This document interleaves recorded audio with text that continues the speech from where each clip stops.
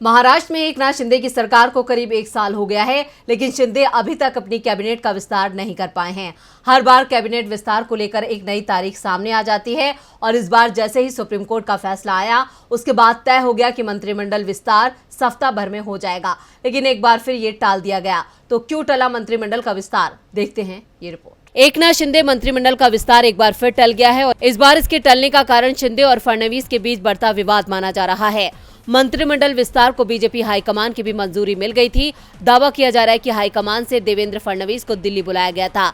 बीते दिनों फडणवीस रात को दिल्ली पहुंचे। दिल्ली में उन्होंने पार्टी अध्यक्ष से मुलाकात की और रात को ही वापस लौट गए।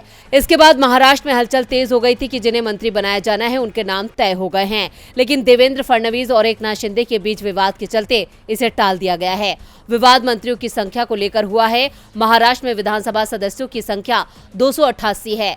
ऐसे में सरकार में सीएम सहित 43 मंत्री बनाए जा सकते हैं। अभी सरकार में सीएम शिंदे कोटे से सीएम सहित 10 मंत्री हैं, तो बीजेपी कोटे से डिप्टी सीएम फडणवीस सहित 10 मंत्री हैं। शिंदे बची हुई 21 सीटों पर भी बराबरी का बंटवारा करने पर अड़े हुए हैं, क्योंकि शिंदे के साथ आए शिवसेना के 30 विधायक मंत्री पद को लेकर दबाव बना रहे हैं, तो 10 निर्दलीय विधायक भी सरकार में हिस्सा मांग रहे हैं। दूसरी ओर बीजेपी के विधायकों की संख्या 100 से ज्यादा है, इसलिए बीजेपी इस बार बड़ा हिस्सा मांग रही है। फडणवीस 14 से कम सीटों को लेकर तैयार नहीं है और इसी विवाद के चलते मंत्रिमंडल विस्तार टाल दिया गया है।